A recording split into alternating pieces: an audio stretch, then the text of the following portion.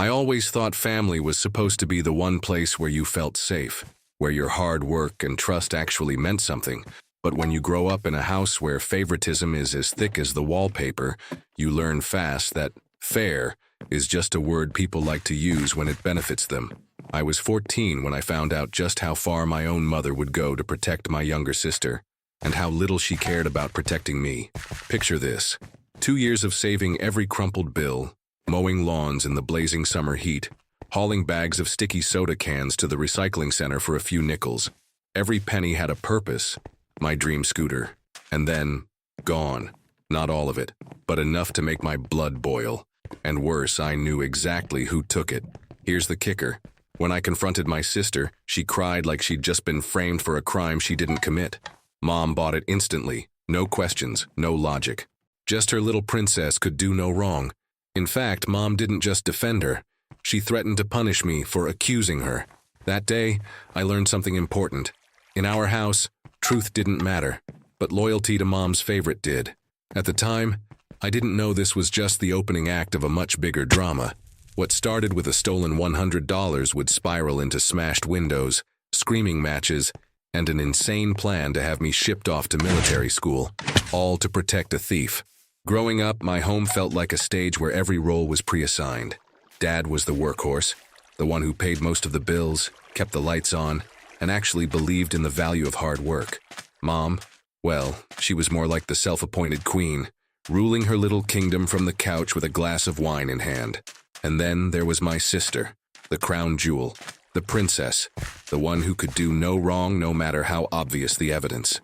I was the oldest, which in my house meant two things: more responsibility and less sympathy. My allowance didn't come as a gift. Dad made me earn it. I mowed lawns, raked leaves, cleaned gutters, you name it. My sister? She got hers just for existing, and somehow always spent it before the ink dried on her allowance envelope. Makeup, mall food, random gadgets. The girl could blow through cash like it had an expiration date. The favoritism wasn't subtle either. If I messed up, even something small like forgetting to take out the trash, Mom would come down on me like I'd just set the house on fire. My sister, on the other hand, could accidentally scratch Dad's car while practicing her bike tricks, and Mom would still call her sweetheart and tell her it was no big deal. It was exhausting. The funny, or maybe tragic part, is that Dad noticed. He'd roll his eyes when Mom made excuses for her, but he worked long hours and wasn't home enough to see the full extent of it. That's how most of the smaller stuff slipped by. But me? I was there every day. I saw how my sister could steal from me in broad daylight and walk away without so much as a warning. And I was starting to realize that if I didn't protect myself, nobody else would. At 14, that meant learning the unspoken rules of survival in my own home. Keep your head down, don't expect justice from Mom, and document everything, because proof was the only weapon I had left. It started with little things: loose change from my desk, snacks mysteriously disappearing from my backpack. I'd confront my sister, but she'd put on that innocent, wide-eyed look, and Mom would swoop in like some overprotective lawyer. "Don't accuse your sister without proof," she'd say, as if my missing stuff was just a figment of my imagination. Then came the day that shifted everything. I had been saving up for months, literally months, to buy a second-hand guitar from a kid down the street. Every lawn I mowed, every chore I did for the neighbors, it all went into that stash. One Friday afternoon, I counted the money. One crisp $100 bill plus some smaller notes. I tucked it into an envelope, slid it deep into my dresser drawer, and even covered it with old school notebooks. The next morning, it was gone. Just gone. No broken lock, no sign of forced entry, which meant one thing: someone in the house took it. And between Dad, who was already at work before dawn, Mom, who barely left the kitchen, and my sister, who had been acting suspiciously quiet all morning, well, let's just say my gut wasn't exactly confused. When I confronted her, she didn't even bother denying it at first. She smirked, actually smirked, and said, "Maybe you misplaced it." That's when Mom stormed in, already scolding me before I could finish my sentence. "Enough with these baseless accusations. You're obsessed with blaming her." She didn't even ask my sister if it was true.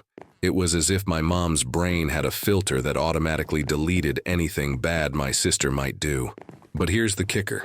2 days later, my sister shows up with brand new headphones and a pile of clothes from the mall. When I brought it up again, Mom told me to drop it before I got myself in trouble. Trouble? For trying to get my own money back? That's when I realized Mom wasn't just ignoring the problem. She was protecting it, and I had no idea just how far she'd go to keep her precious daughter untouchable until she dropped the bomb about sending me away. It happened on a Wednesday evening, right after dinner. Mom was in one of her family meeting moods, which usually meant she was about to hand down a decree like some monarch in an apron. I was halfway through stacking the dishes when she said, in that calm but deadly tone, "We've decided it's time for a change." I didn't know who "we" was, considering Dad barely said more than 2 words at home, but I froze. She slid into the chair across from me, folded her hands, and continued, "Your behavior has become difficult. You're constantly accusing your sister, stirring up conflict, refusing to take responsibility. That's why we've decided military school is the best option for you." At first I thought it was a joke. I actually laughed. Then I realized no one else was laughing. My sister was leaning back in her chair, trying, and failing, to hide a grin. Mom's face was stone. That laugh of mine turned into a knot in my throat. "Military school?" I repeated. "For what? For being robbed?" Mom's eyes narrowed. "Watch your tone. This is about your attitude, not some imaginary theft." Imaginary. That word hit me like a punch. All those missing things, all the gaslighting, all the "drop it before you get yourself in trouble" speeches. Now it was being packaged neatly as my fault. And then came the part that still burns in my memory. My sister, in her sweetest voice, said, "Maybe some discipline will help you stop making up stories." Mom actually nodded. In that moment, something snapped. Not loud, not dramatic, just inside, like a door slamming shut. Whatever little trust I had left in my mom was gone. If she was willing to exile me to protect my sister's sticky fingers, then she'd already chosen her side long ago. But I wasn't going to go quietly. That night, I couldn't sleep. I kept replaying the conversation in my head, the smug look on my sister's face, Mom's unwavering belief in her. At first, I felt powerless, like I was already halfway out the door to some grim barracks. But then, the anger started to crystallize into something sharper. If Mom wanted to treat me like a criminal, fine. But I wasn't about to go down without proof. Hard, undeniable proof. That my sister was exactly what I'd been saying all along. Over the next few days, I started paying attention in a way I never had before.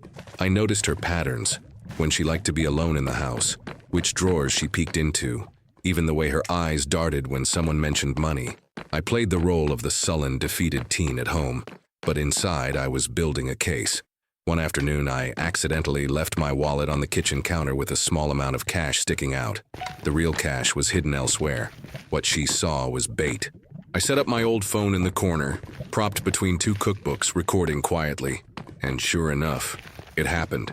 She glanced around, slipped the bills into her pocket, and walked off like she'd just taken a sip of water.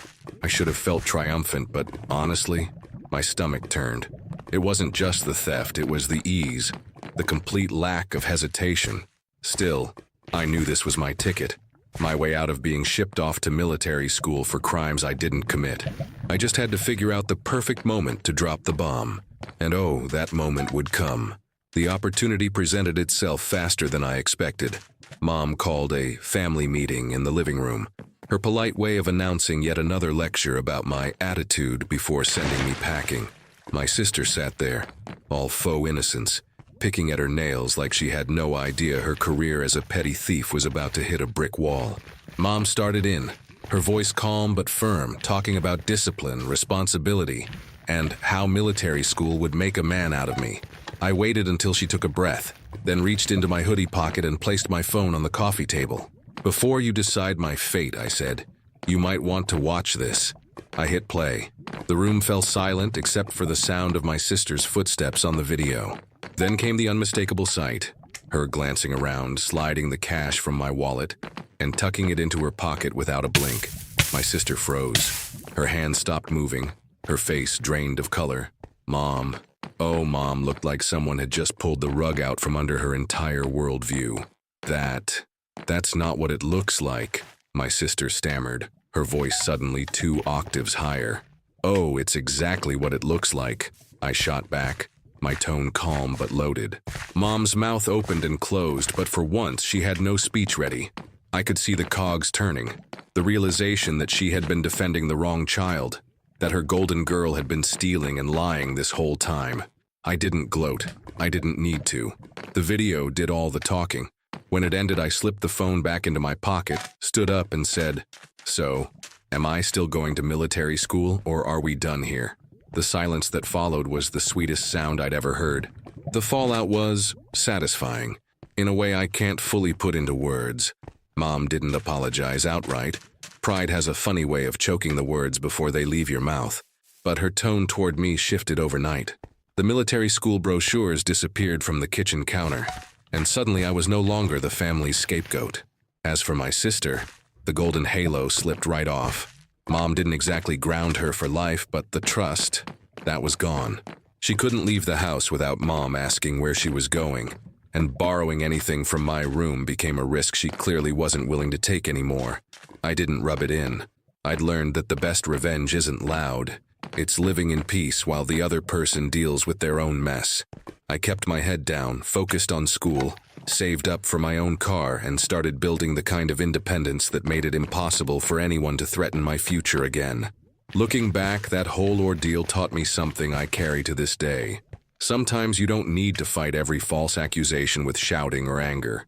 The truth, when you hold it in your hands, can be like a silent grenade. You just have to know when to pull the pin. And when I walked out of that living room on the day everything flipped, I realized something else. Mom wasn't just wrong about me. She was wrong about who she thought her children were. And that mistake? It cost her far more than she'll ever admit.